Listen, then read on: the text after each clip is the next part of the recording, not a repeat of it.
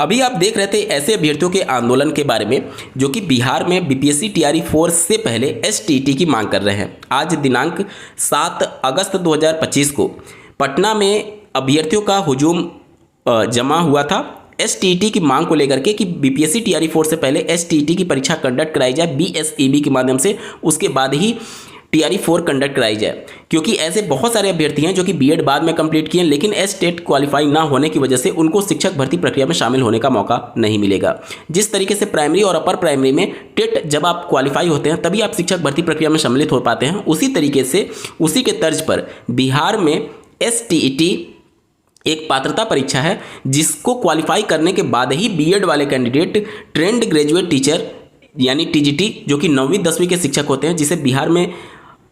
माध्यमिक शिक्षक के तौर पर जाना जाता है, और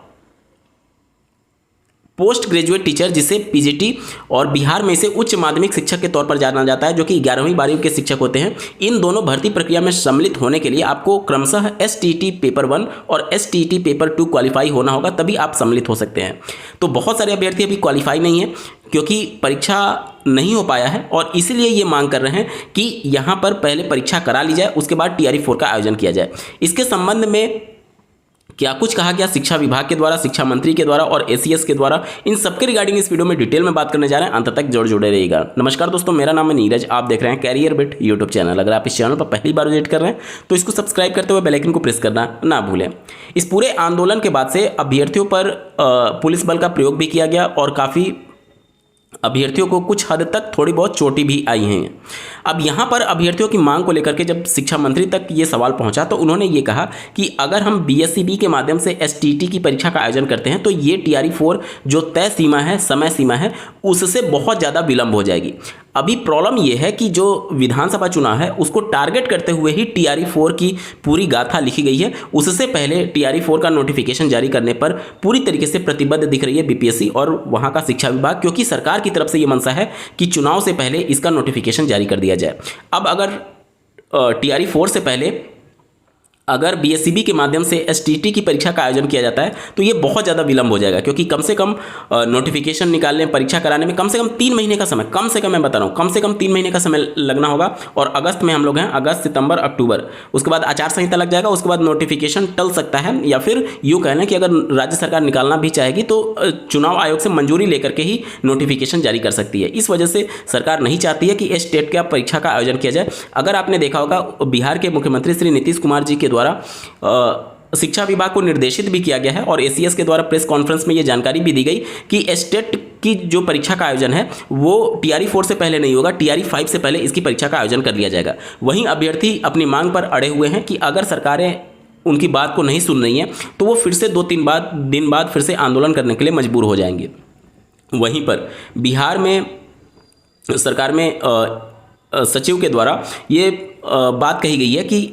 अभ्यर्थियों के आंदोलन को वो गंभीरता से लेंगे और साथ ही साथ 2 से 3 दिनों में हो सकता है कि शिक्षा विभाग और बीएसईबी के साथ उनकी एक महत्वपूर्ण बैठक हो उस पूरे मुद्दे को लेकर के कि क्या ये संभावना बन सकती है कि जो सीमा तय की गई है उसके अंतर्गत एसटेट की परीक्षा का आयोजन करके और सफल हुए अभ्यर्थियों के साथ टीआरई 4 का आयोजन किया जा सके। तो अभी उम्मीदें बची हुई हैं। हालांकि अभ्यर्थी बिल्कुल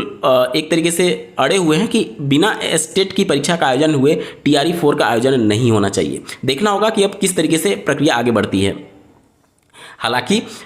जो शिक्षा मंत्री हैं उनका स्पष्ट ये कहना है कि 4 लाख से ज़्यादा अभ्यर्थी हैं जो कि एसटेट क्वालिफाई हैं और हमारे पास सफिशिएंट कैंडिडेट हैं इस भर्ती में फाइट करने के लिए, और जिन कैंडिडेट को अभी मौका नहीं मिल रहा है वो टीआरई 5 से पहले एसटेट क्वालिफाई करके और उसमें टीआरई 5 में सम्मिलित हो सकते हैं। वहीं पर अभ्यर्थियों को कहीं ना कहीं ये भी ज्ञात है कि चूंकि अब छात्र शिक्षक अनुपात बिहार में काफ़ी हद तक सुधरने लगा है और हो सकता है कि टीआरई 5 बिहार में शिक्षक भर्ती की अंतिम भर्ती हो और